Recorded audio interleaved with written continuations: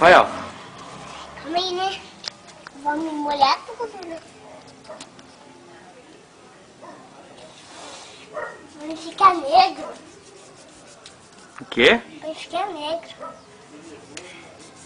Salvar a Black. E a barriga? Hã? E a barriga? Calma aí. Vou pintar.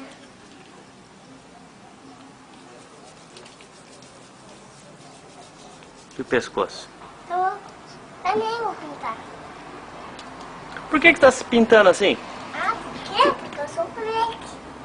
Quem que mandou você se pintar? A minha mãe, né? Ninguém. E o pescoço? Também. E a cara? Não.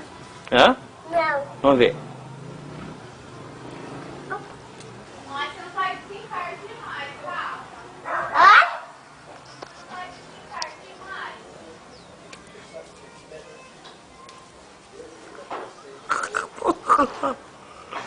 Rapaz, você tá ficando preto, Rafael.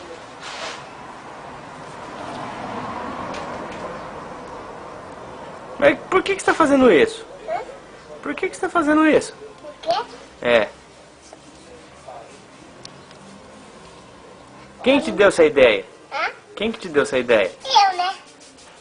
Você tá cansado de ser branquinho? Tô. Você quer ser preto agora? Quero ser negro. Por que você quer ser negro? Porque eu quero. Cadê ele, Júlio? Hã? Tô aqui. Tá aqui. Ó, com isso aqui, ó. Filha, aí não. Hã? É perigoso, aí tem caco de vidro. Meu Deus! Tô imitando de negro. Tá imitando o quê? Negro. Não, ó, Júlio, não deixa assim, não. Eu tô no banho. Pode parar já pro banheiro. Chega, já acabou, Rafael Graça. Chega, né? Ah, vou ficar branquinho. Eu tô cansada de ser branco, mãe. Você tá cansado de ser branco? Uhum. Dá licença, olha pra mim. Pronto, só isso. Olha pro teu pai. Agora fala que você tá cansado de ser branco. Tô cansada de ser branco. Mas você vai ficar vermelho assim. Não, Não, pronto. chega. Chega, Rafinha, chega.